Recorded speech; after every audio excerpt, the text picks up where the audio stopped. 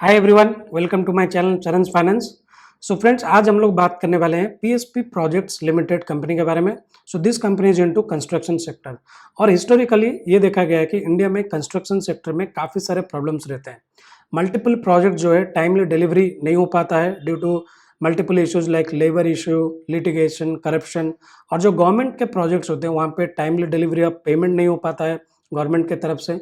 और बहुत सारे कंपनीज इस सेक्टर में काफ़ी डेट लेके अपना प्रोजेक्ट्स को फाइनेंस करते हैं और पुअर कैश फ्लो के चलते उनका ऑपरेटिंग में प्रॉब्लम आता है और उनको आगे जाके बैंकरप्सी झेलना पड़ता है। और बहुत सारे projects in this construction sector are fixed contract basis. तो वहाँ पे अगर रॉ मटेरियल का प्राइस बढ़ता है, जैसे सीमेंट का प्राइस बढ़ता है या स्टील या लेबर वेज इन्फ्लेशन होता है, तो आप वो रॉ मटेरियल प्राइस इंक्रीज को पास ऑन नहीं कर सकते हो। आप जिस प्राइस में कम प्रोजेक्ट बिड किए हो उसी कॉस्ट में आपको कंप्लीट करना रहता है। तो यहाँ पे बहुत सारे कंपनीज को ऑपरेटिंग मार्जिन में काफ़ी प्रेशर आता है। तो इतने सारे प्रॉब्लम होने के बावजूद इन द कंस्ट्रक्शन सेक्टर मुझे ये कंपनी काफ़ी पसंद आता है, basically because of two reasons. सबसे पहला रीजन है टाइमली डिलीवरी ऑफ प्रोजेक्ट्स। तो ये कंपनी का स्ट्रॉन्ग ट्रैक रिकॉर्ड है, टाइम से पहले ये प्रोजेक्ट्स डिलीवर करते हैं।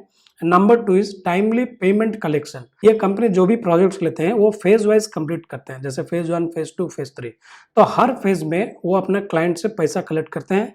अगर कोई भी फेज में पैसा नहीं आता है, अगर क्लाइंट से पेमेंट नहीं हो पाता है, तो वहाँ पे प्रोजेक्ट को वो हॉल्ट कर देते हैं जब तक कि कंपनी से पेमेंट कलेक्शन नहीं हो पाता है। तो ये दो कारण के लिए मुझे लगता है ये कंपनी काफ़ी एफिशिएंट है कंस्ट्रक्शन सेक्टर में, even though there are lot of challenges. So this company was incorporated in 2008 by first generation civil engineers. This is an integrated EPC company. EPC मतलब engineering, procurement and construction. So this company is presence across the value chain of the construction, like starting from design, construction, mechanical and electrical, plumbing, interior. तो ये कोई भी project जब लेते हैं design से लेके इंटीरियर तक पूरा काम करते हैं। And this company is offering a diversified range of construction and allied services across industrial, जैसे कोई इंडस्ट्री होता है, जैसे कोई फार्मास्यूटिकल कंपनी है, अगर उनको प्लांट बैठाना है। देन इंस्टीट्यूशनल, तो कोई भी इंस्टीट्यूशन को अगर एडमिनिस्ट्रेटिव बिल्डिंग बनाना है। Then government projects, like government का दो तरह का प्रोजेक्ट्स होते हैं, एक रेजिडेंशियल प्रोजेक्ट्स और दूसरे non residential projects like hospital, schools, colleges, उस तरह का projects. Then precast facility भी इस कंपनी का है। So will talk about the precast facility later. इस कंपनी का दो लैंडमार्क प्रोजेक्ट्स है जो इस कंपनी ने कंप्लीट किया है, that kind of defines this company. सबसे पहला काशी विश्वनाथ धाम प्रोजेक्ट। इस प्रोजेक्ट काफ़ी इंटरेस्टिंग है, यूपी गवर्नमेंट से इस कंपनी को दिया गया है and this company completed this project in 20 months. So this is a record timely delivery किया है इस कंपनी ने यूपी गवर्नमेंट को। Number two is Surat Diamond Bourse. So this is a very prestigious contract for this company and this is the largest project completed by PSP Projects Limited, which was more than 1800 crore. और ये company diversified है across multiple states in India. They are very much dominant in Gujarat but they are also present in Rajasthan, Karnataka, Uttar Pradesh, Maharashtra and New Delhi. And जैसे मैंने बताया इस company का एक precast facility है। प्री कास्ट का मतलब जो भी बिल्डिंग बनाने के लिए कंपोनेंट्स चाहिए, जैसे beams, columns, slabs, load bearing walls, partition walls, staircase, lift cores, मतलब एक बिल्डिंग बनाने के लिए जो भी एलिमेंट्स चाहिए ये सारे प्री कास्ट फैसिलिटी में बनाया जाता है और वो सारा एलिमेंट्स को आप कंस्ट्रक्शन सेक्टर में लेके जाके असेंबल कर सकते हैं। So this is kind of a new technology into construction sector. तो ये कंपनी ऑलरेडी एक प्री कास्ट फैसिलिटी बना चुकी है and right now in the phase 1 they have a capacity of 1 million square feet और obviously आगे जाके ये capacity भी बढ़ेगी। Now let's talk about company's order book। तो कोई भी कंस्ट्रक्शन कंपनी का ऑर्डर बुक का ग्रोथ या ऑर्डर बुक का साइज जानना बहुत जरूरी है। ऑर्डर बुक मतलब जो पेंडिंग प्रोजेक्ट्स है, जितना पेंडिंग प्रोजेक्ट्स कंपनी को आगे जाके कंप्लीट करना है, तो ऑर्डर बुक से you kind of guess companies revenue generation in the future. So as of FY22 company का पास ऑर्डर बुक है 4324 करोड़ का। 17 projects completed last year, 43 ongoing projects and last financial year में 1802 करोड़ का ऑर्डर इनफ्लो हुआ है। And largest project till date 1850 crore का Surat diamond bourse, जो मैंने बताया दो लैंडमार्क प्रोजेक्ट है, काशी विश्वनाथ धाम का और सूरत डायमंड बोर्स का।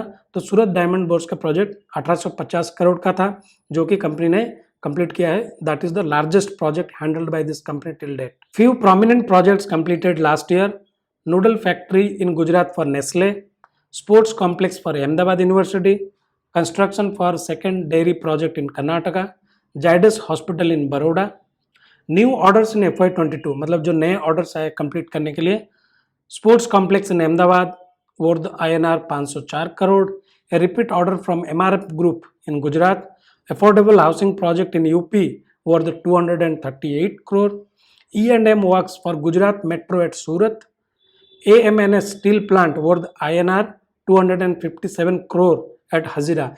AMNS steel plant means Arcelor Mittal Nippon steel plant. So Arcelor Mittal company का एक प्रोजेक्ट मिला है इस कंपनी को 257 करोड़ का.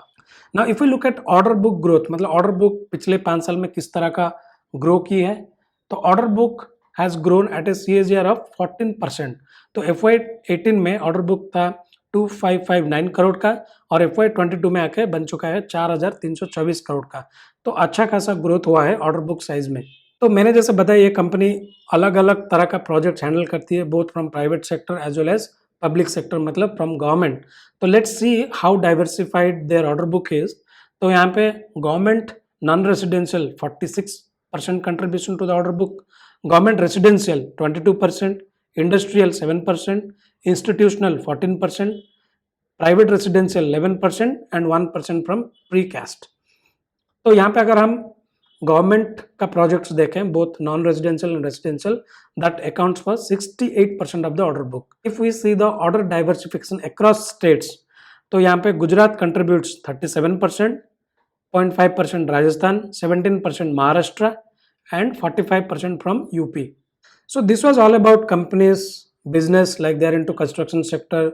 They take projects from diversified sectors like industrial, institutional, residential, and also they take projects from both private companies as well as from government. And also we talked about companies order book and how the order book has grown in the last 5 years. Now let's talk about companies financials. So as of today, the company has a market cap of 1892 crore and FY22 sales was 1749 crore. So market cap to sales ratio is close to 1. Last 5 years sales growth was 34%. Last 5 years PAT growth was 31%. This means the company is growing at a rapid speed. Return on capital employed 35%. Return on equity 26%. This means this company is highly profitable. Even though they are into construction sector जहाँ पे बहुत सारे challenges रहते हैं, still this company is making lot of profits. The company has a debt of around 100 crore and they have cash of around 195 crore. So balance sheet is not leveraged. Promoter holding in this company is 70%. तो यहाँ पे balance sheet काफी clean लग रहा है, not leveraged even though they are into construction sector. Now let's talk about company's valuation.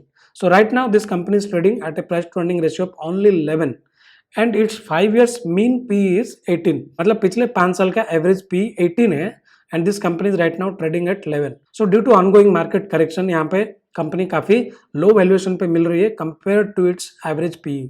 So friends, this was all about company's business, financials, their order book growth and the valuation. Now if we have to invest in this company, we have to see what are the positive triggers. So friends, I am very bullish on this infra sector. अगर India की बात करें compared to the developed nations like USA, European countries, मुझे लगता है हमारा infrastructure काफ़ी under developed है. अगर हमको 5 ट्रिलियन इकोनॉमी बनना है तो यहाँ पे इंफ्रास्ट्रक्चर सेक्टर को काफ़ी ग्रो करना है. मुझे लगता है आगे जाके both private sector as well as government they are going to deploy a lot of money into infrastructure growth. अगर इंडिया का प्राइवेट मैन्युफैक्चरिंग सेक्टर को ग्रो करना है तो यहाँ पे नए नए फैक्ट्रीज बनेंगी, स्टोरेज बनेंगी, बहुत सारे एडमिनिस्ट्रेटिव बिल्डिंग्स बनेंगे. सिमिलरली गवर्नमेंट की तरफ से भी काफ़ी पुश किया जा रहा है इंफ्रास्ट्रक्चर ग्रोथ के लिए. We have ongoing bullet train projects and there are lot of metro projects ongoing and also coming in the future. There are a lot of smart city projects, 100 new airports by 2024, Pradhan Mantri Awas Yojana. So due to all this infra push from private sector as well as from government, I think companies like PSP Projects Limited are going to get a lot of benefit. PSP Projects Limited is handled by efficient management. जैसे मैंने starting में बताया, they deliver all the projects before time and also they have strong payment collection from their clients and the balance sheet is not leveraged. Even though they are into construction sector, they are not leveraged, they don't have too much debt and management is very much efficient in operating this company. तो मुझे लगता है ये company काफ़ी आगे जाके growth करेगी So you guys can also do a lot of research about this company. You guys can study more about this company. You guys can go through the annual reports, conference call, transcripts, and take your decision. So I'm invested in this company and I'm very bullish for its future. So friends, this was all about PSP Projects Limited from my side.